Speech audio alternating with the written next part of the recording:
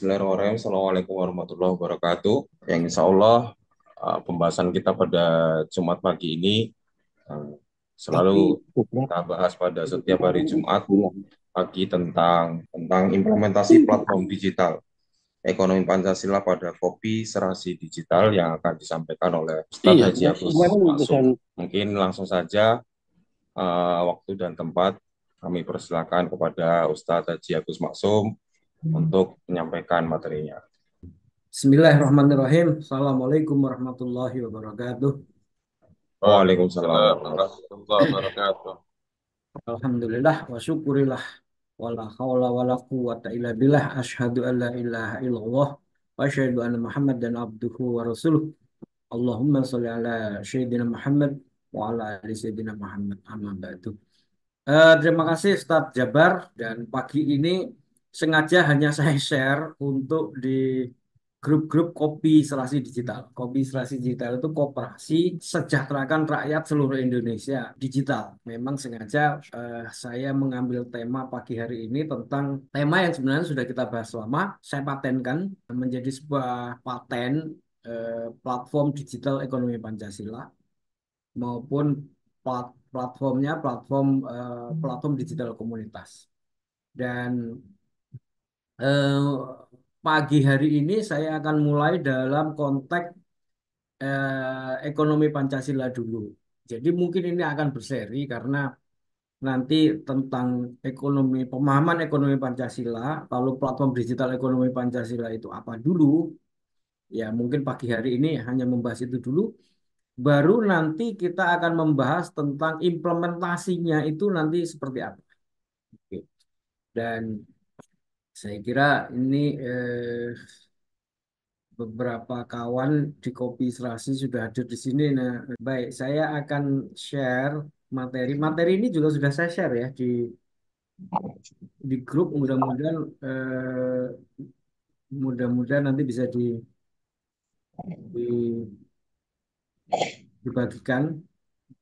Jadi kita masih bicara awal tentang dialektika ekonomi Pancasila dulu. Jadi sebelum platform digital ekonomi Pancasila, sebelum dulu saya mematenkan itu, orang itu bertanya tentang ekonomi Pancasila itu apa kan gitu. Nah, ini memang dialektika yang lama yang saya kira memang ketika saya mempatenkan platform digital ekonomi Pancasila itu sudah tidak lagi bicara pada dialektika. Saya sudah pada kesimpulan tertentu itu bisa diimplementasikan.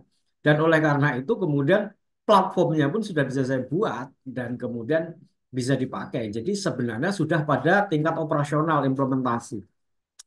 Tapi oke, sebagai bagian dari sebuah wacana, dan ketika kemudian eh, apa itu namanya mau dipakai, mau diimplementasikan, itu orang masih bertanya dulu pada ekonomi Pancasila itu apa. Nah, oke, dari diskusi panjang lebar yang kemudian saya ikuti ya, dan ini kemudian saya berdiskusi dengan banyak banyak pakar. Di antara saya intensif juga berdiskusi dengan Dr. Antoni Budiawan, ya, kemudian kawan-kawan yang lain. Saya lihat juga Rocky Gerung itu juga menanggapi tentang Pancasila sebagai sebuah ideologi. Nah, nanti konteksnya di situ. Jadi ini masih dalam konteks dialektika dulu, tapi menempatkan dialektika dalam konteks pikiran saya yang kemudian saya implementasikan dalam sebuah platform yang kemudian bisa diimplementasikan. Nah, saya sendiri menempatkan ekonomi Pancasila dulu pada kedudukannya. Jadi sebenarnya ekonomi Pancasila itu apa? Ada atau tidak? Nah, saya kira begini, istilah Pancasila sendiri itu kan menjadi perdebatan apakah dia ideologi atau bukan. Kalau menurut Rocky Gerung, dia mengatakan dia bukan ideologi. Ah ya, saya mengatakan ya dalam konteks pikiran Rocky Gerung bahwa ideologi itu kapitalisme, sosialisme, ya komunisme. Maka Pancasila itu tidak sama dengan itu benar. Dan memang Pancasila tidak disusun dan dipikirkan sejak awal itu sebagai sebuah ideologi sebagaimana kapitalisme dilahirkan oleh pemikir-pemikir kapitalisme, terutama oleh Adam Smith, yang kemudian merumuskan dasar-dasar dari kapitalisme itu dalam konsep ekonominya yang terkenal dalam bukunya The Wealth of Nation itu ya. Nah, jadi ideologi kapitalisme itu disusun dari sebuah pikiran ekonomi dulu ya. Jadi memang dia dalam konteks politik, tapi sebenarnya basic politik itu dimulai dari ekonomi. Kapitalisme sebuah konsep ekonomi menonjol. Lalu konsep ekonomi itu bisa diterapkan dengan tatanan politik tertentu sehingga kemudian tatanan politik itu mendukung konsep kapitalisme itu. Nah, dalam The Wealth of Nation, Adam Smith mengatakan kalau orang mau sejahtera, maka kuasailah kapital, kuasailah alat produksi, kuasailah modal. Nah, itulah yang terjadi kemudian tatanan politik itu mendukung orang untuk bisa berusaha dan menguasai kapital. Dan lalu kemudian orang kalau ingin sejahtera, orang ingin kaya. Nah, konsep sejahtera atau kaya itu dalam hal kapitalisme adalah memiliki banyak kekayaan, memiliki banyak apa namanya, ukurannya itu adalah ukuran kekayaan. Ya, jadi kepemilikan terhadap sumber-sumber modal. Maka kemudian kapitalisme itu mendalilkan satu dalil pokok. Kalau kamu mau sejahtera, maka kuasailah kapital, kuasailah modal. Maka kemudian modal itu, kapital itu dikuasai oleh orang seorang, yang orang seorang itu bisa menguasai hajat hidup orang banyak, maka kemudian dia bisa kaya raya. Dan oleh karena itu orang di zaman yang kapitalis itu, maka kemudian muncullah orang-orang kaya yang dia menguasai modal. Nah, menguasai pabrik, menguasai tambang, menguasai tanah, menguasai hutan, menguasai lahan pertanian. Kepemilikan terhadap modal atau kapital itu sebagai ukuran terhadap kesejahteraan atau kekayaan. Lalu orang yang tidak memiliki kapital atau modal, dia disebut sebagai pekerja. Dan dia bekerja di eh, tempat di mana orang-orang kaya itu memiliki usaha, apakah misalnya di perkebunan atau lahan-lahan pertanian atau pabrik-pabrik. Maka pekerja-pekerja ini adalah orang-orang yang nanti disebut sebagai kelas pekerja atau eh, orang-orang yang kemudian yang di sana borjuis, yang di sini proletar, kan gitu. Nah, jadi kapitalisme melahirkan satu ketimpangan sosial, yang satu kaya menguasai semuanya dan bahkan boleh memiliki kekayaan tanpa batas. Lalu, tapi ya bagaimanapun juga pabrik, bagaimanapun juga alat produksi itu harus dioperate oleh sebuah pekerja. Nah, muncul satu kelompok pekerja yang bekerja pada eh, pemilik modal. Nah, lalu muncullah kelas yang disebut borjuis dan proletar. Proletar ini selalu berada pada posisi yang tidak sejahtera. Karena Adam Smith eh, membuat satu gagasan ekonomi yang sangat mendasar, yaitu dengan pengorbanan sekecil-kecilnya mendapatkan keuntungan sebesar-besarnya, termasuk di dalamnya dalam mengupah pekerja. Nah, pekerja kaum proletar itu bahkan muncul perbudakan. Kalau perlu nggak digaji. Jadi kemudian dicarilah kaum pekerja yang kemudian menjadi budak-budak di eh, usaha-usaha yang dimiliki oleh kaum kapitalis. Apakah itu di tempat-tempat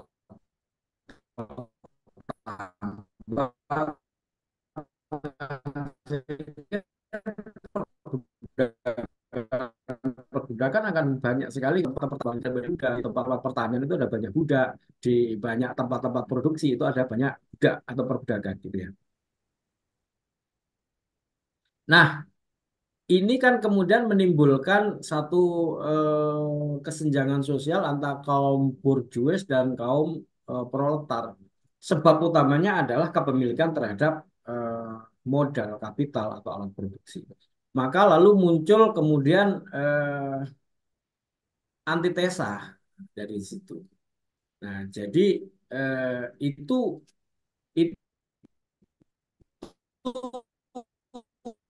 apabila ideologi Rocky Gerung, Pancasila memang bukan ideologi. Pancasila memang bukan bukan seperti pikiran awal kapitalisme, lalu kemudian antitesanya nanti akhirnya untuk menghapuskan kelas. Nah, itu maka kemudian kaum proletar itu diprovokasi untuk melakukan revolusi, memberontak, mengambil alih modal dari kaum borjuis. Nah, itu nanti sosialis. Kan gitu. Oke. Tapi sebelum ke situ, ekonomi Pancasila sendiri saya kira kita sudah kenal ya tokoh-tokohnya, Prof. Mubyarto, ada beliau menulis tentang ekonomi Pancasila atau lahirnya ekonomi Pancasila, Emil Salim yang gagasan ekonomi Pancasila, sistem ekonomi jalan ketiga. Nah, sistem ekonomi jalan ketiga Emil Salim ini itu tesa antitesa. Jadi ini kapitalisme, sosialisme, komunisme, eh, lalu dia jalan tengah seperti itu. Lalu kemudian ada juga Sumitro yang kemudian merumuskan ekonomi Pancasila itu operasionalnya ya udah trilogi pembangunan itu, pertumbuhan ekonomi cukup tinggi, pemerataan dan stabilitas.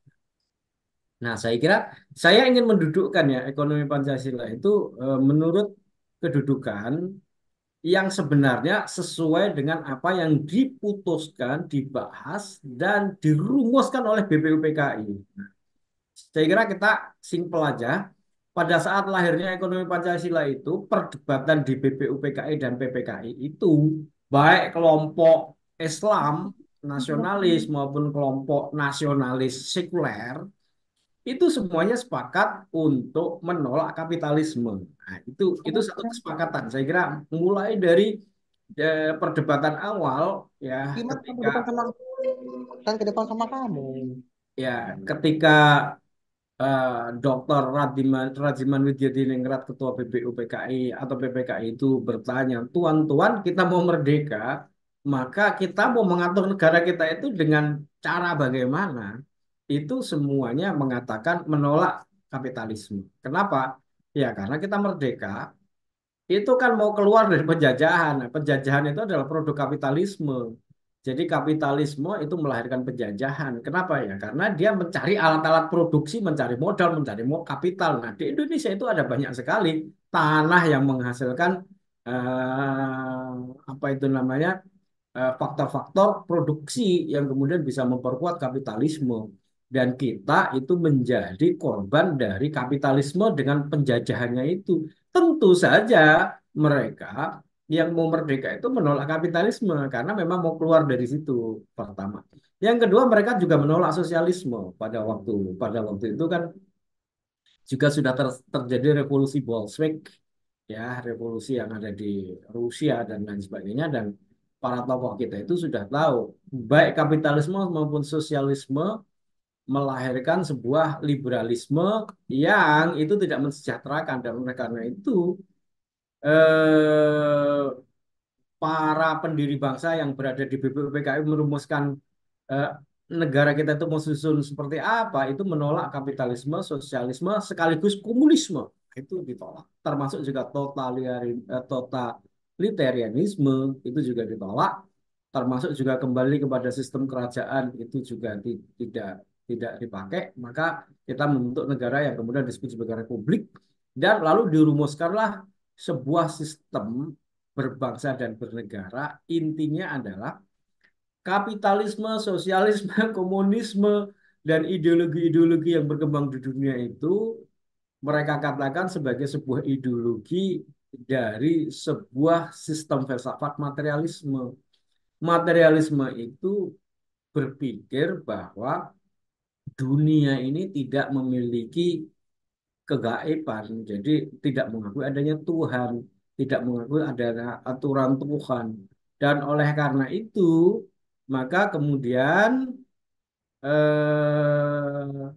menyebabkan terjadinya tadi itu distabilitas aturan dunia yang akhirnya kapitalisme melahirkan kesenjangan, komunisme, sosialisme juga menimbulkan kesenjangan dan revolusi yang tidak henti-hentinya, terjadi pembunuhan yang tidak henti-hentinya karena mereka tidak mengakui Tuhan.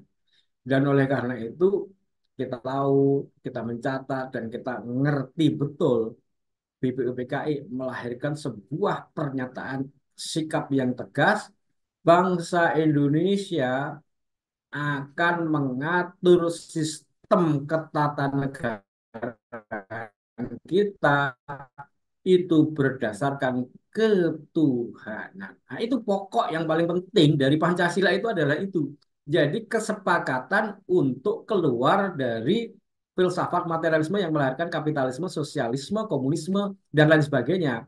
Nah, bangsa Indonesia itu menyepakati adanya kembali kepada Tuhan, ketuhanan yang Maha Esa. Nah, jadi konteks kemudian Pancasila itu adalah mengembalikan tatanan hidup manusia, orang seorang, berkeluarga, bermasyarakat, berbangsa dan bernegara itu kembali kepada aturan Tuhan. Nah, itu.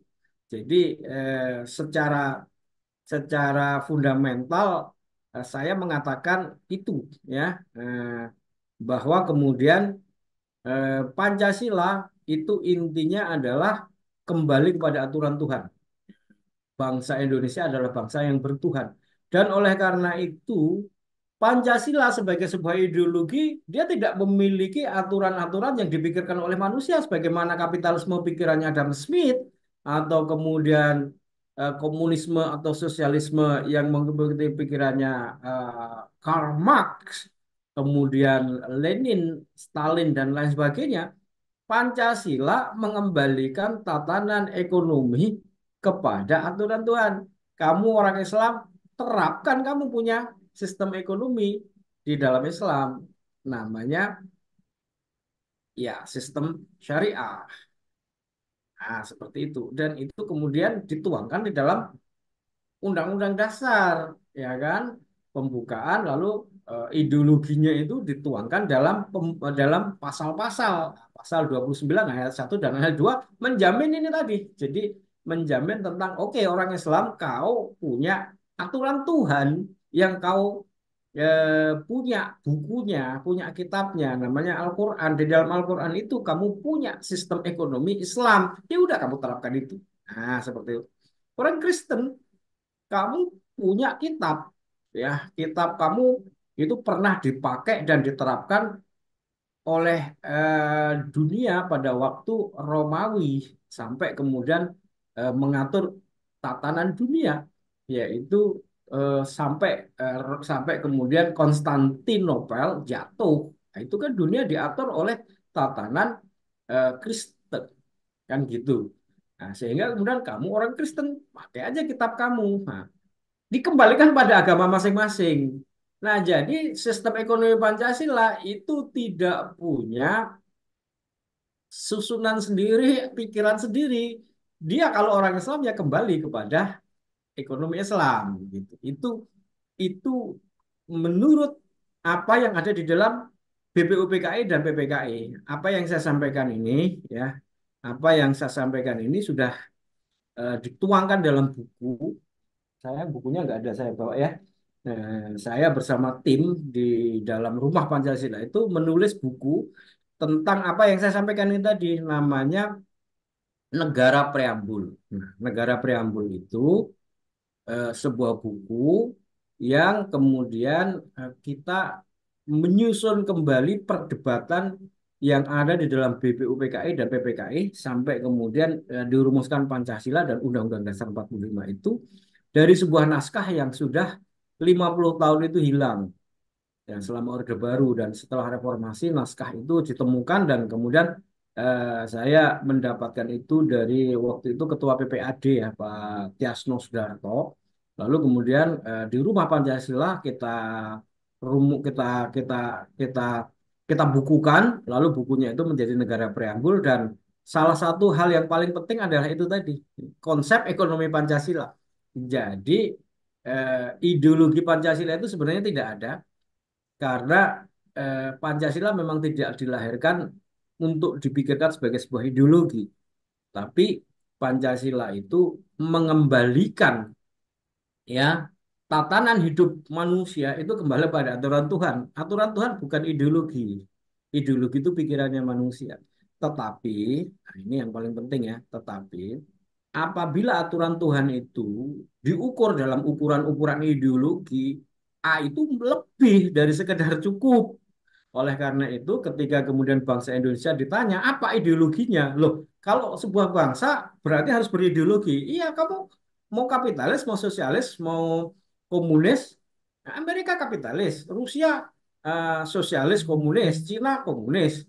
Lah, kamu identitasnya apa? Oh, Pancasila. Pancasila itu apa? Sudah, kalau gitu Pancasila itu kita jadikan ideologi dan kemudian dia menjadi ideologi negara.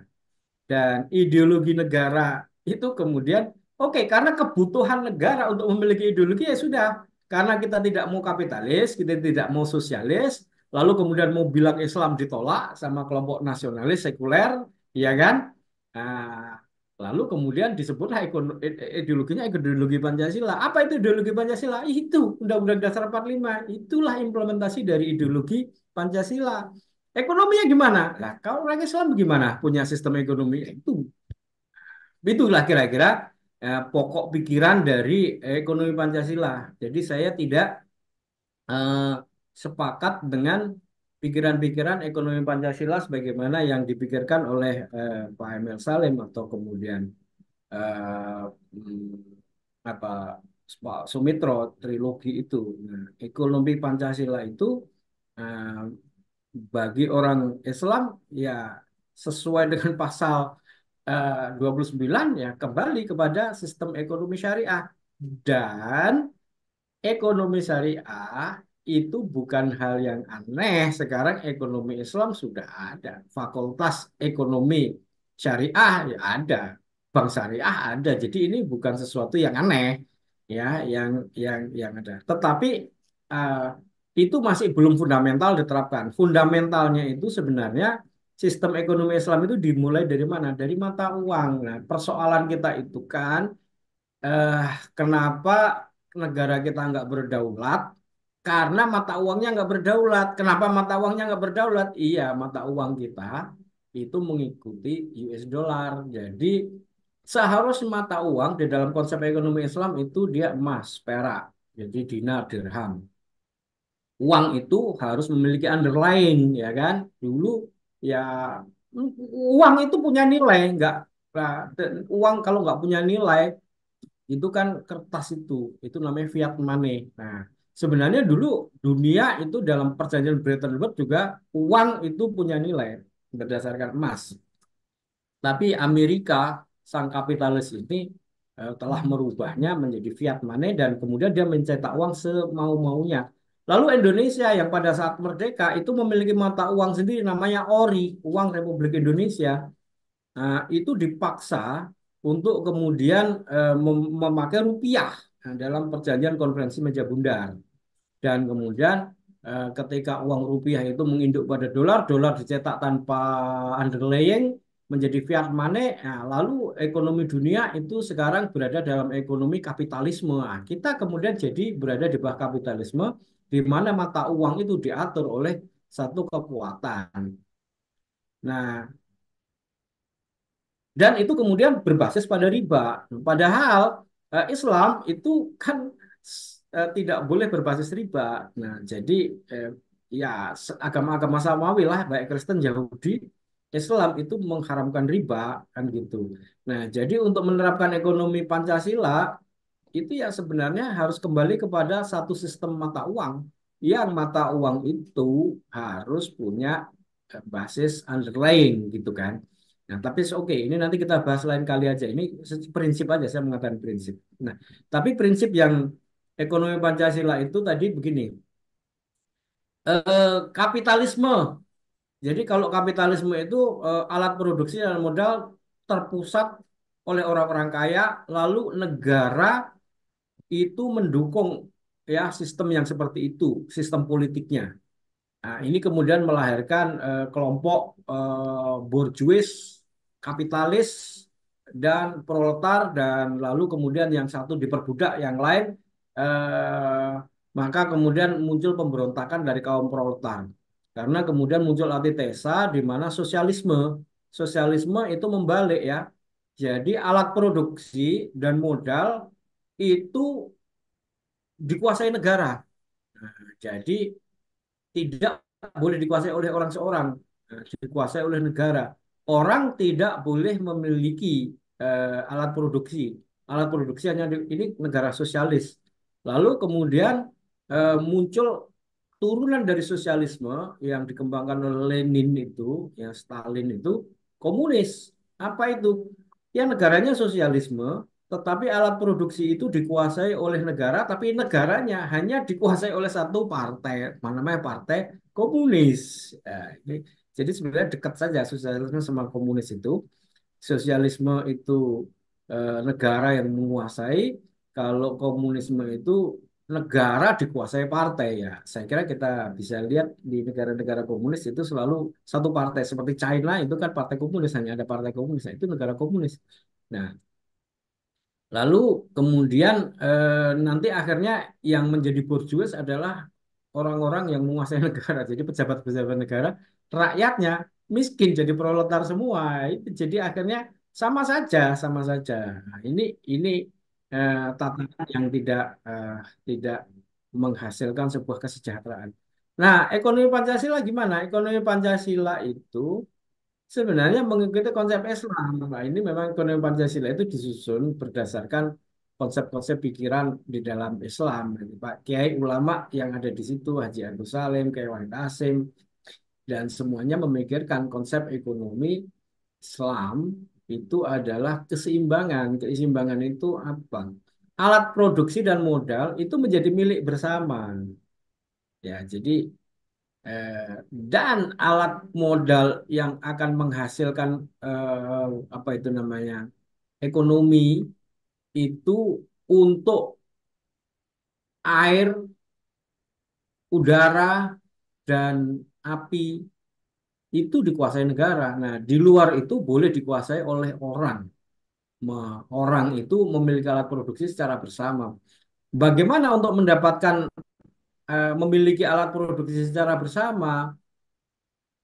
Ya, orang-orang itu terkumpul dalam sebuah badan usaha, mengumpulkan modal, lalu modal itu dipakai untuk memiliki alat produksi. Nah, apa yang bisa digunakan oleh masyarakat, rakyat berkumpul dalam satu badan usaha, namanya koperasi. Nah, mereka mengumpulkan modal di dalam koperasi, lalu koperasi memiliki alat kapital itu, alat modal itu. Dan disitulah kemudian alat produksi yang menghasilkan keuntungan secara besar itu dimiliki bersama, lalu kemudian dibagikan dalam bentuk SHU, dan itulah koperasi. Nah, jadi dalam konteks saya, awal pembicaraan kita itu adalah koperasi itulah sebuah implementasi dari ekonomi Pancasila di mana di situ rakyat mengumpulkan modal, lalu koperasi nanti memiliki alat produksi. Kalau zaman sekarang ya dia memiliki perusahaan, memiliki PT, memiliki apa, dan PT itulah yang kemudian bekerja, lalu hasil dividennya itu dimiliki koperasi, koperasi dibagikan dalam bentuk SHU. Nah, lalu kemudian di era teknologi digital, sekarang itu alat produksi yang terbesar menggerakkan ekonomi dunia itu platform digital seperti Gojek, seperti Google, seperti apa itu namanya Facebook, seperti TikTok. Nah, itu kan yang sekarang menggerakkan ekonomi dunia. Nah, dalam konteks digital, koperasi harus memiliki platform digital juga. Dan itulah kemudian platform digital harus dimiliki oleh koperasi. Koperasi menghimpun orang. Nah, disitulah orang atau koperasi kemudian memiliki alat produksi yang kemudian di situ menguasai jalur distribusi, yang di situ memproduksi sembako, mendistribusikan sembako, menyediakan apa itu namanya kebutuhan-kebutuhan pokok digital. Nah, sembako itu kan sekarang kebutuhan pokok digital di era digital itu ada banyak, bukan hanya beras, minyak, pulsa itu kebutuhan pokok, PLN, token PLN atau pembayaran PLN itu kebutuhan pokok. Kenapa pokok? Iya, itu kalau beras itu kita nggak punya beras, maka ngutang-ngutang atau apapun caranya supaya punya beras supaya kita bisa makan. Begitu juga listrik. Listrik itu kalau nggak dibayar diputus. Jadi mau nggak mau uang punya uang atau nggak punya uang ya harus bayar. Kalau nggak bayar diputus. Pulsa juga begitu. Nggak punya pulsa, yo nggak iso Zoom kan gitu. Nggak bisa komunikasi. Nah itu kebutuhan pokok. Nah kebutuhan-kebutuhan pokok itulah yang harus kemudian disediakan, dimiliki alatnya itu oleh sebuah platform digital yang dimiliki bersama di dalam koperasi. Kalau itu dimiliki orang seorang, ya seperti sekarang ini Gojek, itu dimiliki 90% adalah eh, ya orang seorang atau kumpulan orang seorang dan itu orang seorangnya itu adalah orang asing ya, angel investor. Ya, kita tahu itu dimiliki oleh Google, dimiliki oleh eh, apa itu namanya Temasek. Ya, 90% itu dimiliki oleh dan itu sudah bukan lagi ekonomi Pancasila. Oke, jadi konteks awal ini mungkin nanti yang Jumat berikutnya kita akan lebih implementasi lagi, tapi ini kita bicara dalam konteks dialektika. Nah, jadi bagaimana kita mengembalikan ekonomi Pancasila? Ya, sekarang kita harus terhimpun dalam sebuah wadah koperasi yang koperasi itu mengumpulkan modal, lalu koperasi itu memiliki alat produksi. Apa itu? Platform digital. Yang kedua, pabrik beras. Yang kemudian melakukan kontrak farming terhadap petani-petani itu untuk menjamin pembelian. Jadi setiap panen itu dijamin dibeli dengan harga yang mensejahterakan, diproduksi dalam sebuah DC. DC-nya kemudian mendistribusikan beras itu kepada pasar-pasar yang kemudian itu menjadi akses anggota. Anggota bisa mendapatkan harga-harga itu tadi dalam harga yang terjangkau. Dan itulah ketika saya hadir pertama kali dalam pembentukan kopi serasi digital atau kopi serasi, koperasi sejahterakan rakyat seluruh Indonesia itu briefing yang disampaikan oleh pendiri Pak Robi ya, Pak Robi Nur Hadi nggak ada ya, adalah usaha kita adalah bagaimana mengembalikan harga sembako itu menjadi terjangkau. Nah, saya juga berpikir ya, bagaimana terjangkau? Ya, itu salah satunya harus kembali pada sistem ekonomi Pancasila dan sistem ekonomi Pancasila harus bisa dioperasionalkan di era digital dan lain sebagainya. Dan koperasi harus memiliki alat produksi, menguasai alat produksi. Saya kira itu Ustadz Jabar apa yang bisa saya sampaikan dulu ini masih dalam konteks dialektika kita bisa berdiskusi panjang lebar di sini sebelum nanti di minggu-minggu depan saya akan paparkan platform digital ekonomi Pancasila itu seperti apa, bagaimana caranya dan implementasinya dan contohnya dan lain sebagainya. Oke, silakan Ustadz Jabar. Mungkin ini ada banyak kawan yang ada di sini yang bisa memberikan masukan untuk menyempurnakan pikiran-pikiran awal kita tentang bagaimana kita mengembalikan konsep ekonomi Pancasila. Terima kasih. Assalamualaikum warahmatullahi wabarakatuh. Waalaikumsalam warahmatullahi wabarakatuh. Terima kasih Ustadz Agus Masum atas pemaparannya.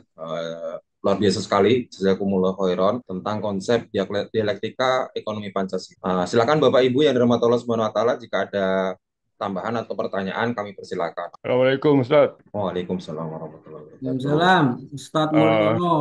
Ini pelaku ekonomi di Muhammadiyah beliau ini. Monggo Ustadz. Iya Ustaz.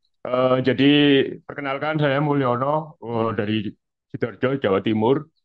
Kemudian untuk model ekonomi sekarang ini itu ada yang namanya modern monetary theory yang disampaikan dan dilaksanakan oleh negara-negara besar sehingga mereka jadi makmur seperti sekarang di Amerika dan China, di mana inti dari MMT itu adalah satu, tidak boleh ada riba, kedua, mencetak uang tidak apa-apa, tapi berdasarkan underlay project. Kemudian yang ketiga, ini juga mengantarkan kesejahteraan bagi negara-negara yang mempraktekkannya, baik itu kapitalis maupun sosialis. Nah, apakah ekonomi Pancasila dalam hal ini diperkenankan tidak memakai MMT ini? Itu Ustadz pertanyaan saya. Oke, Terima kasih. oke, Ustadz Mulyono, berat juga ini pertanyaannya. Saya saya minta yang lain untuk bisa menanggapi dulu dan memberikan apa namanya pikiran supaya kemudian bisa lebih kaya. Monggo. Ini memang oke, konteks dialog kita memang dalam konteks itu MMT ya seperti banyak diceritakan oleh Mardigu itu menjadi satu gagasan yang penting untuk keluar dari sistem ekonomi kapitalis. Monggo, saya ingin pendapat yang lain dulu supaya kita bisa mendapatkan apa namanya banyak ide.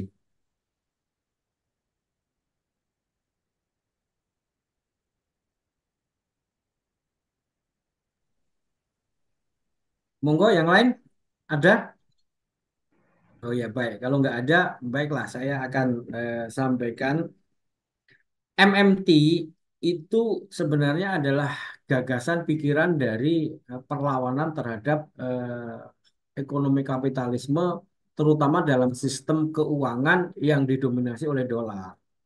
Tadi sebenarnya sudah sedikit saya singgung, kita ini berada dalam sebuah sistem ekonomi yang sistem ekonominya itu keluar dari kesepakatan dunia. Dunia itu mensepakati uang itu sebenarnya ada underlyingnya kan gitu, ya kan?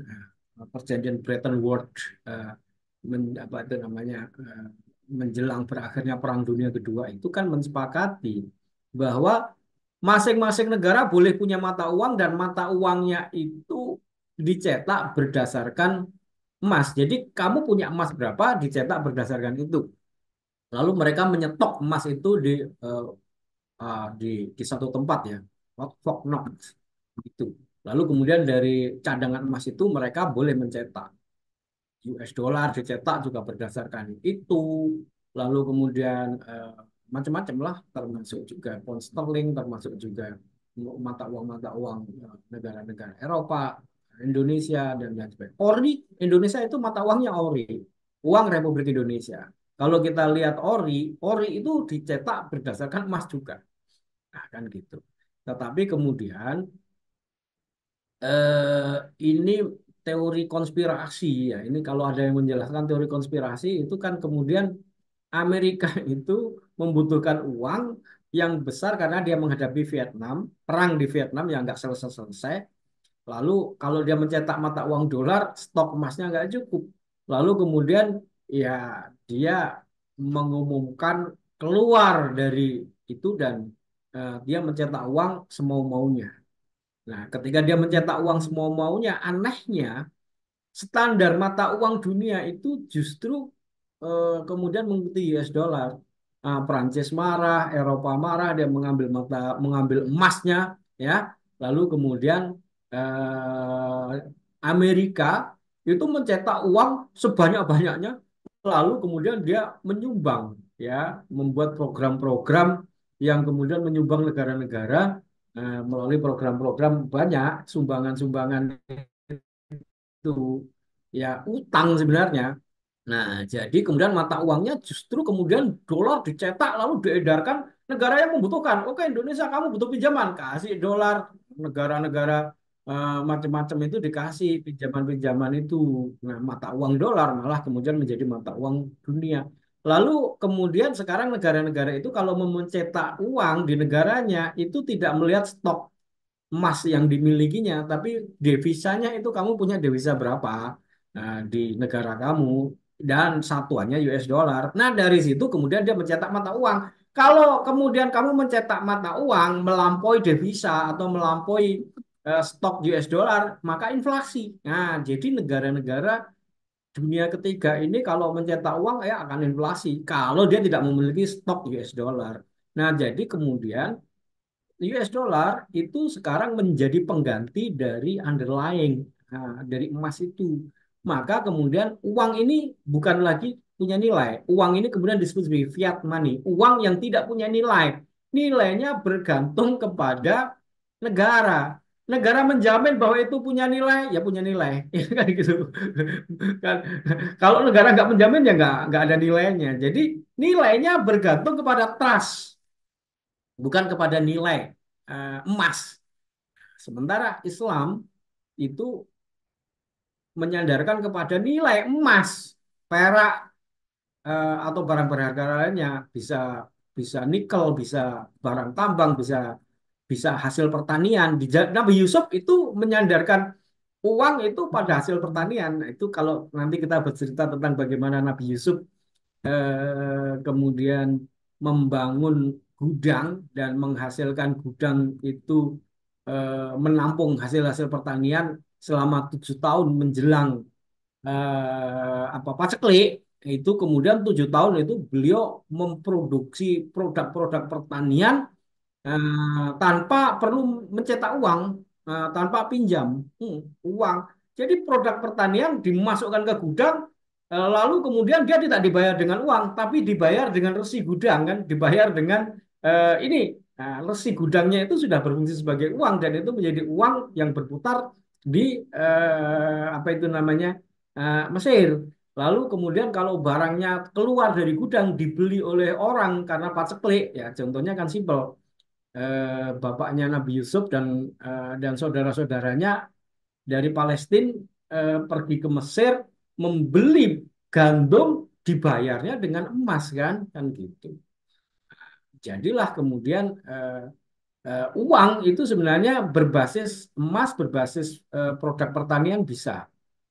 Nah, sekarang berubah menjadi eh, bergantung pada trust. Trustnya bergantung kepada negara. Negaranya ya, kalau menjamin ya ada nilainya. Kalau negaranya bangkrut ya nggak ada nilainya. Dan ada banyak itu uang yang nggak ada nilainya. Ya saya kira kita tahu kan ada uang yang nilainya nolnya sampai 9 sampai 12 tapi hanya cukup untuk membeli permen. Itu di negara Afrika mana saya nggak lupa ya. Nah, akhirnya negara-negara ini berinduk pada US dollar dan berada di bawah perbudakan US dollar Amerika, dan Indonesia itu juga begitu. Nah, lalu kemudian negara Cina yang digambarkan oleh Mardigu itu, wah dia nggak mau. Dia kemudian berpikir untuk membuat satu teori ekonomi sendiri kan MMT itu ya, Modern Monetary Theory. Apa? Ya, saya bisa mencetak mata uang untuk negara saya. Maka dia eh, membuat dua dua mata uang kan, satu yuan, satu renminbi. Oke, kalau mata uang internasional dia pakai yuan, tapi untuk di dalam negeri dia mencetak dia pakai renminbi. Maka dia menghidupkan ekonomi di dalam negerinya pakai renminbi. Orang di seluruh Cina di dalam negeri pakai renminbi, tapi kalau keluar nanti pakai pakai yuan. Lalu kemudian dia tidak bergantung kepada mata uang US dollar. Nah, dia tinggal cetak aja semua maunya renminbi itu. Lalu kemudian mencetak pabrik sebanyak-banyaknya, rumah sebanyak-banyaknya, pokoknya menghidupkan ekonomi. Lalu kemudian dia menawarkan bantuan kepada negara-negara lain untuk membuat proyek. Setiap proyek menghasilkan putaran ekonomi. Contohnya, oke Indonesia, kamu butuh jalan, oke tak kasih bantuan. Nah, tapi syaratnya ya nanti semennya dari Cina, besinya dari Cina, pekerjanya dari Cina. Kenapa? Nah, itu tadi pabrik-pabrik yang di Cina dihidupkan dari proyek itu, ya kan? Jadi ini bentuk perlawanan. Nah, saya kira kalau MMT itu basisnya proyek itu, ya bukan emas. Nah, atau barang berharga antara lain. Kalau dalam konteks ekonomi kita, saya kira kita bisa tidak hampir mirip ya dengan MMT itu, tetapi kan kita kembali kepada ORI, Uang Republik Indonesia itu.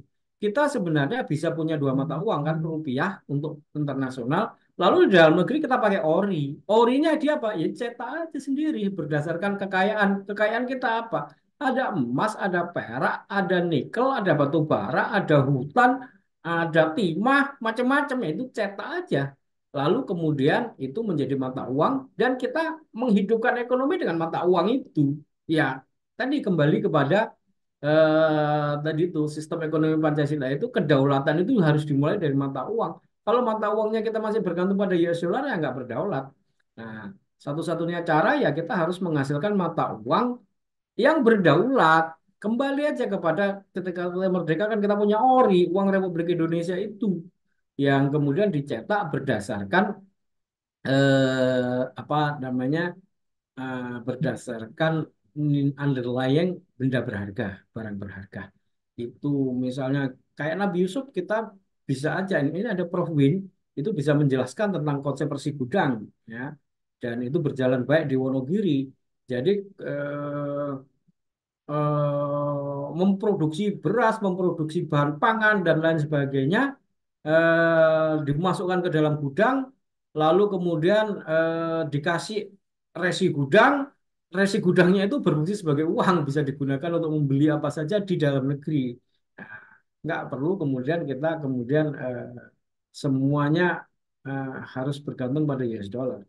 Saya kira bisa dalam konteks MMT, tapi kita bukan berdasarkan proyek, tapi berdasarkan cetak uang, ya berdasarkan kekayaan yang kita miliki, termasuk juga seperti produk-produk pertanian itu. Karena produk pertanian ketika masuk ke dalam gudang dan gudangnya itu memiliki standar yang baik, nah, suatu saat kan barang yang di gudang itu akan dijual juga, bisa diekspor dan menghasilkan uang. Gitu. Sehingga tadi itu uang yang berputar berdasarkan barang yang ada di gudang itu sebenarnya uang itu punya nilai. Nilainya apa? Nilainya bukan trust lagi, ada barang yang jelas. Gitu.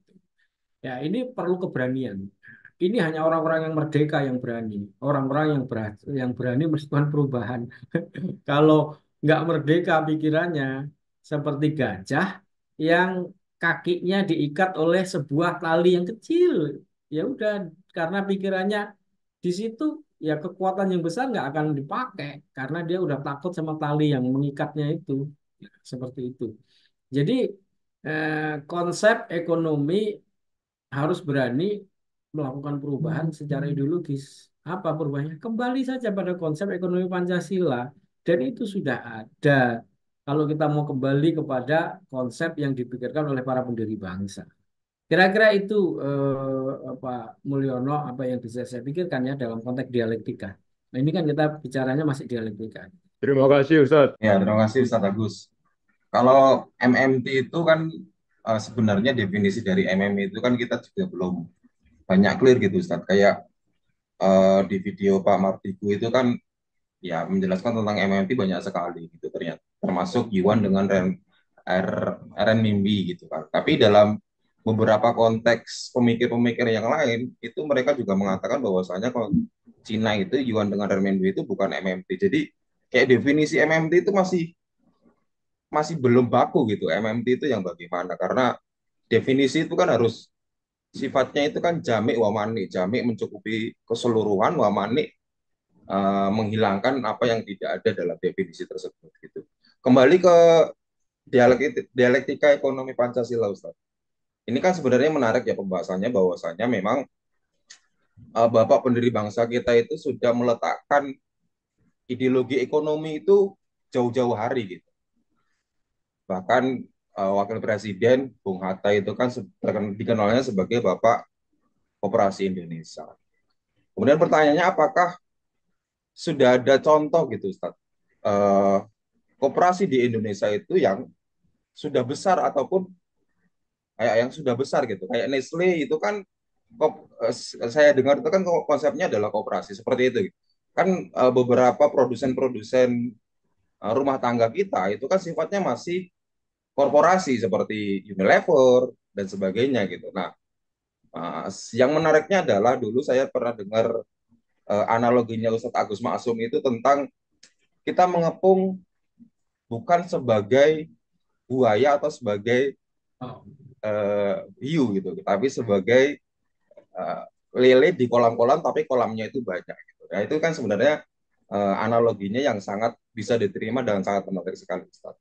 Nah contohnya apakah sudah ada contoh atau contoh yang konkret ataupun sudah ada contoh tapi nggak pernah di blow up sama media bahwasanya memang sudah ada nih role model koperasi yang sukses yang kemudian membina anggotanya karena kan selalu tantangan dari koperasi itu berjamaah karena setiap pemikiran satu dengan yang lainnya itu kan pasti ada kontradiksi dan uh, terjadi perdebatan gitu. Sedangkan kalau korporasi kan memang pemikirannya dari owner, pemikirannya dari pemilik korporasi sehingga lebih mudah untuk mendistribusikan ide-ide. Nah, kalau korporasi kan tantangannya saya rasa lebih berat daripada korporasi. Seperti itu, saat mohon pencerahannya. Ya, baik. Terima kasih Ustadz Jabar. Konsep MMT tidak perlu kita bahas lebih lanjut ya. Intinya sebenarnya dia Ya. bentuk perlawanan ya, bentuk perlawanan terhadap dolar. Dia sebenarnya gerakan dedolarisasi. Yang intinya dia ingin mengatakan sebuah negara berdaulat itu bisa mencetak uang tanpa harus takut terhadap inflasi. Itu aja. Jadi konsepnya itu nanti panjang kalau kita bahas tentang itu. Sehingga eh, bisa dibilang Cina itu bukan MMT tapi macam-macam. Tapi setidaknya Cina itu menganut satu pikiran untuk dedolarisasi. Dan saya kira kita tahu sekarang perang dagang itu kan eh, membentuk kaukus-kaukus di mana kaukus-kaukus itu bersepakat untuk melakukan perdagangan tidak dengan menggunakan standar dolar. Jadi sebenarnya konsepnya konsep itu untuk keluar dari cengkeraman sistem ekonomi dolar, kapitalis yang didasarkan pada dolar. Dan saya kira big cycle itu memang sudah saatnya dolar itu decline gitu kan. Ya, sehingga memang sekarang ini eh, para pemikir itu sedang memikirkan masa depan uang setelah dolar ini decline itu apa. Ya, saya kira kelompok-kelompok kaukus itu kemudian mengemukakan dan membuat standar-standar uang sendiri. Ya, saya kira ada BRIC, kemudian ada kaukus yang juga dibuat oleh kelompok-kelompok negara di dunia lainnya untuk kemudian bersepakat ada yang menggunakan yuan, ada yang menggunakan mata uang lain.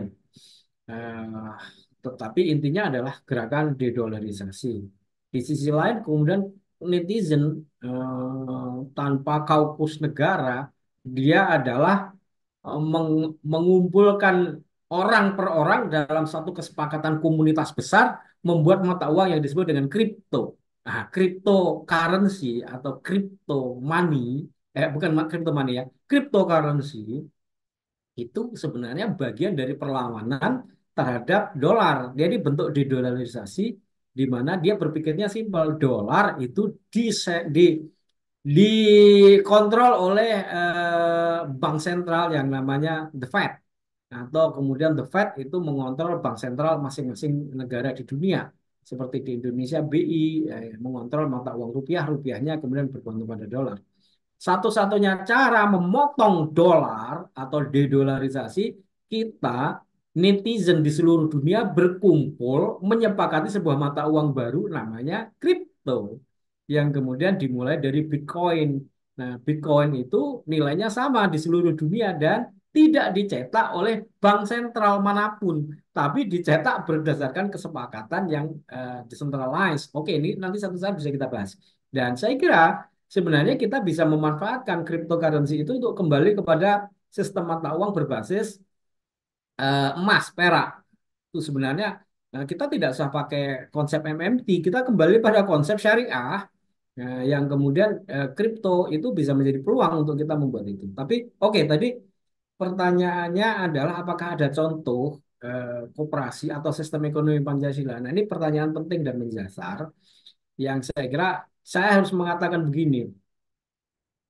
Konsep Pancasila itu baik dalam sisi politik, ekonomi, sosial itu belum pernah dijalankan di Republik Indonesia itu sejak ditetapkan pada tanggal 18 Agustus. Ya contohnya pasti nggak ada, apalagi dalam konteks ekonomi. Konteks politik saja, jadi Pancasila itu kan sebenarnya satu sistem ketatanegaraan yang kemudian intinya berbasis pada sila keempat, yaitu kerakyatan yang dipimpin oleh hikmah kebijaksanaan dalam permusyawaratan perwakilan, di mana masyarakat itu memiliki perwakilan-perwakilan yang terkumpul di dalam konsep Islamnya namanya Ahlul Halli wal Aqdi. Di dalam konsep ketatanegaraan kita disebut MPR, Majelis Permusyawaratan Rakyat.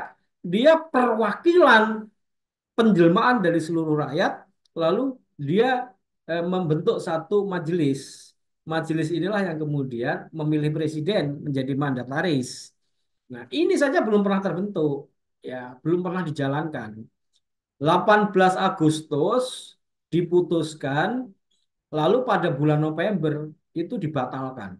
Nah, ini saya kira memang agak banyak yang tidak apa namanya membahas ini. Di bulan November itu kan gini ceritanya ya.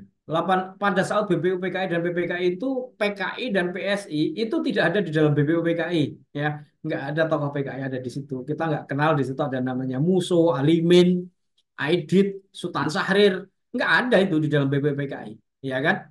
Karena mereka menolak untuk masuk di dalam BPUPKI di mana mereka menolak kemerdekaan Indonesia itu diperoleh dengan cara diplomasi kan gitu. Nah, sementara tokoh-tokoh pejuang yang lain itu perjuangan itu ya melalui perang dan diplomasi, nggak bisa cuma perang doang kan gitu.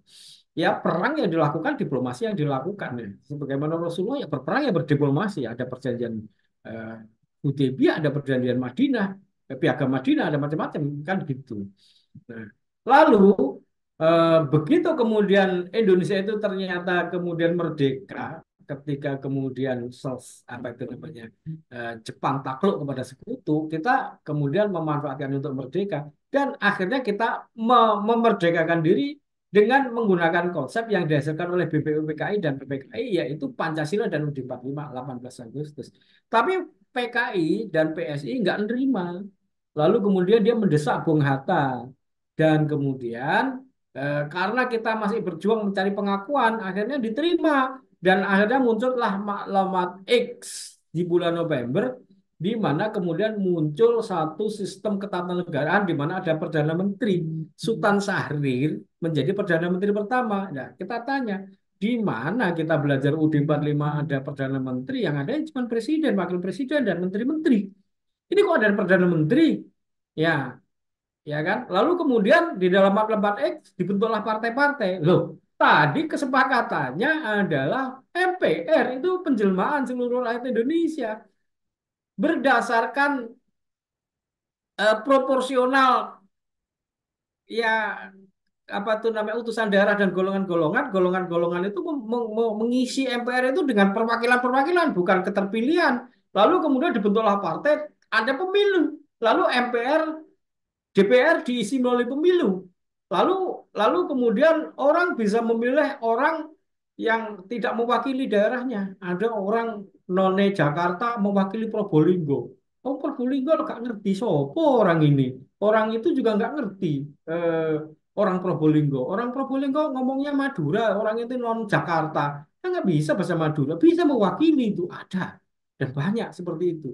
Nah, jadi sejak November itu terjadi penyimpangan terhadap konsep Pancasila, baik secara politik, ekonomi, sosial budaya, dan lalu kemudian bergeraklah kemudian konsep ekonomi konsep Pancasila dalam sistem ketatanegaraan, politik, ekonomi sampai sekarang dan belum pernah dijalankan, baik secara politik, ekonomi, apalagi ya. Nah, secara perjalanan kehidupan berbangsa dan bernegara kita itu lalu kemudian jatuh bangun karena kemudian elemen-elemen bangsa kita itu masih terus bertarung di luar BPUPKI dan PPKI. Ya, tadi itu di November akhirnya ya PKI sama PSI kan lupung. Saya ini kan juga berjuang. Saya ini juga melawan penjajah. Lah kalau ternyata kita merdeka loh ya, aku juga diajak dong bagaimana menyelenggarakan negara.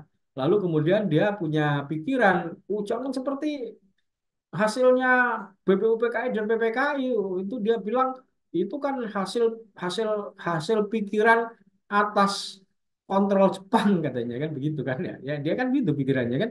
Lalu kemudian oke, kalau gitu wah kita bikin sistem ketatanegaraan sendiri. Muncullah Perdana Menteri ya. Lalu Sultan Syahrir, kemudian siapa tuh namanya setelah Sultan Syahrir itu eh, Sarifudin Harahap apa itu saya lupa itu kan menjadi perdana menteri berikutnya Itu itu konsep apa itu? Nggak ada kan di dalam UUD 45. Lalu kemudian, nah kita jatuh bangunlah RIS sampai kemudian kembali ke UUD 45, kembali kepada NKRI tahun 50 konsep integral Natsir, lalu kembali kepada Pancasila dan UUD 45 setelah terbentuk konstituante. Di konstituante itu terjadi perdebatan lagi, dialektika lagi. Lalu kemudian tidak tercapai kesepakatan atau sebenarnya sudah hampir tercapai kesepakatan. Nah, lalu kemudian dibatalkan oleh Bung Karno kembali ke UUD 45. Nah, lalu ketika kembali ke UUD 45 melalui Dekret Presiden 5 Juli 2019 diselewengkan menjadi Nasakom, ya, manipol macam-macam lah, apa itu namanya? Nasakom, Nasionalis Agama dan Komunis. Lalu kemudian ya sampai terjadi pemberontakan PKI, lalu kemudian kembali ke Orde Baru, menjalankan Pancasila dan UUD 45 secara murni konsekuen, tapi menurut pikirannya Pak Harto, MPR bukan penjelmaan rakyat, tapi penjelmaannya Pak Harto. Jadi kemudian reformasi malah UUD 45-nya diubah. Ya, jadi sejabar saya ingin mengatakan Pancasila itu baik dalam konsep politik, ekonomi ataupun secara sosial dan budaya itu belum pernah dijalankan. Jadi ya belum belum ada apa itu namanya konsep ideal sesuai dengan Pancasila itu. Yang ada adalah orang menafsirkan semau-maunya. Ya tadi tuh misalnya kayak Prof. Sumitro, ekonomi Pancasila adalah trilogi pembangunan nasional, pertumbuhan ekonomi yang cukup tinggi, pemerataan pembangunan nasional dan hasil-hasilnya serta stabilitas. Nah, stabilitas itu dilakukan dengan cara mematikan aspirasi-aspirasi politik dan semua partai politik yang pernah ada itu dibubarkan, digabung. Nah, lalu kemudian macam-macam gitu ya. Nah, sehingga kemudian konsep yang disebut sebagai ahlul hali wal aqdi, di mana perwakilan itu penjelmaan seluruh rakyat Indonesia itu belum pernah terbentuk. Lalu sekarang kita jatuhlah kepada satu sistem yang sekarang ini nggak ada definisinya, udah nggak ada lagi kembali ke UUD 45, UUD-nya udah diubah. Ya sekarang ini kita malah jatuh kepada konsep kapitalisme dan liberalisme yang jauh lebih kapital dan lebih liberal dari negara-negara kapital dan liberal, erzat kapitalisme ya. Atau kemudian eh, ya bukan erzat kapitalisme, erzat kapitalisme itu semu, tapi semu itu maksudnya lebih parah gitu. Lebih parah, komprador kapitalisme, eh, kapitalisme yang didasarkan kepada kebebasan untuk merampok, ya kan. Kebebasan untuk bermafia, merampok kekayaan alam, dan kemudian itu dikuasai oleh oligarki. Ya, sekarang kita jatuh pada sistem ketatanegaraan baik ekonomi politik yang seperti itu. Jadi ya jangankan kemudian kita bertanya kepada konsep ekonomi Pancasila apakah sudah di ini atau belum ya. Inilah sekarang kita mau memikirkan itu dengan kopi serasi itu. Bagaimana kemudian kita berkumpul, mengumpulkan modal, lalu kemudian kita memiliki alat produksi dimiliki bersama, kemudian mengembalikan kebutuhan-kebutuhan pokok itu bisa terjangkau. Saya kira ini proses dari sebuah perjalanan bangsa ini yang sedang kita lakukan itu. Kira-kira itu, Ustaz Jabar, monggo yang lain bisa ditambahkan sehingga kemudian bisa lebih kaya lah gitu ya pikiran-pikiran kita itu. Ya, terima kasih Ustaz. Silakan Bapak Ibu. Ini Ya, Pak. kita rekam sebagai sebuah penjelasan tentang awal bagaimana kita bergerak mengimplementasikan konsep ekonomi Pancasila. Seharusnya memang negara yang mengimplementasikan itu dan kemudian negara itu dengan undang-undang dan dengan seluruh aparatnya itu menjaga konsep ini bisa berjalan sehingga kesejahteraan bersama itu bisa tercapai. Tapi saya kira sebagaimana kemudian saya pergi ke Bangka Belitung itu, kemudian saya mendapatkan kesimpulan yang terjadi social distrust di sana. Eh, sebuah mafia ekonomi itu justru bisa menggerakkan ekonomi walaupun tidak mensejahterakan. Tapi setidaknya ekonomi itu bergerak. Jadi tambang itu kan sebenarnya harusnya dikelola oleh PT Timah. PT Timah itu sebagai amanat undang-undang mengelola sumber daya alam, mensejahterakan. Tapi akhirnya tambang di sana itu malah dikuasai oleh mafia pencuri ilegal yang dia melibatkan seluruh rakyat untuk pengelolaannya. Dan ekonomi rakyat itu kemudian bergerak karena adanya tambang-tambang atau smelter-smelter di luar PT Timah yang menerima hasil tambang rakyat yang harganya lebih baik. Lalu kemudian mafia ini bisa menjual produk timah yang seharusnya dijual keluar itu hanya oleh negara, PT Timah ya, dan BUMN, tetapi bisa mereka jual dan kemudian hasil dari penjualan ke luar negeri itu masuk kepada mafia-mafia ini. Tapi mafia ini berproduksi menghasilkan sebuah putaran ekonomi yang membuat rakyat itu ikut serta. Nah, kan gitu. Nah, itulah yang saya sebut tadi mafia, ini ekonomi komprador, ya kan? Ini mafia bergerak memutar ekonomi rakyat, sementara negara itu malah mendukung mafia itu. Ketika saya bertanya di sana, kenapa, kenapa, kenapa nggak kembali saja kepada PT Timah? Ya, ini jawaban yang mengagetkan buat saya ya, yang orang rakyat. Ya kalau kembali kepada PT Timah itu kemudian milik BUMN. BUMN itu kalau uangnya masuk ke situ tidak kembali ke rakyat. Paling dipakai oleh pejabat-pejabat BUMN. Yang kaya-kaya pejabat BUMN, di BUMN nanti dipakai oleh pemerintah, pemerintah dipakai untuk menindas rakyat. Gitu. Jadi mending saja uang itu berputar di kalangan mafia. Kenapa? Karena dia masih dapat kebahagiaan. Nah, itu yang kemudian saya pikir, saya ini ngobrol ya. Pendapat pikirannya tadi itu bukan pendapat saya, itu pikirannya orang-orang di sana. Ya, kalau kepada PT Timah, katanya BUMN, ya BUMN kita tahu dikuasai oleh siapa. Nanti uangnya masuk negara itu dipakai untuk apa? Ya, nanti kalau pemilu ya dipakai untuk pemilu, memenangkan mereka yang kemudian begitu dan jadi terjadi social distrust. Mereka sendiri nggak percaya bahwa kemudian pengelolaan dilakukan oleh negara itu lebih baik. Lebih baik mereka apa itu namanya bekerja sama dengan para mafia karena dia mendapatkan cipratan ekonominya dan ekonomi bergerak gitu. Wah, saya berpikir wah ini satu sistem kita itu udah rusak betul gitu ya. Jadi social distrust yang menyebabkan ekonomi akhirnya ti- ini tidak lagi kapitalis. Kalau kapitalis itu kan masih berada dalam aturan negara, sosialis itu masih berada dalam kontrol negara, komunis itu masih dalam kontrol negara. Tapi ini negara punya sistem sistem secara formalitasnya begini, tetapi berlakunya nggak begitu. Nah, gitu. Berlakunya nggak begitu. Pada prinsipnya kemudian sistem negara itu mendukung komprador-komprador itu menjalankan ekonominya. Nah, sekarang pertanyaan dalam hati saya, loh, nah kalau para mafia saja dengan kos ekonomi yang tinggi, karena dia harus membayar upeti kepada para pejabat-pejabat itu, membayar sogokan ini, sogokan itu, tambang yang ada di sana yang ilegal-ilegal itu untuk bisa beroperasi itu ada membayar biaya keamanan kepada aparat-aparat itu banyak sekali ceritanya begitu. Lah, high cost ekonomi yang seperti ini aja bisa menggerakkan ekonomi. Bagaimana kalau ekonomi koperasi itu dijalankan, lalu seluruh aparat negara itu taat tunduk patuh pada aturan itu, tentu kesejahteraan akan lebih baik kan. Tapi ya itu tadi, kita ini berada pada sebuah sistem ekonomi kapitalisme komprador, rampok yang luar biasa sehingga kemudian tatanan ekonomi kita ini yo kapitalisme juga enggak, ya sosialisme juga enggak, ya orang kemudian menyebut sebagai erzat kapitalisme atau kapitalisme komprador, rabre kapitalisme, nah, macam-macam yang kemudian disebut itu. Nah, disitulah kita memikirkan bagaimana ini kita mengembalikan sistem ekonomi itu pada gagasan awal berdirinya sebuah negara.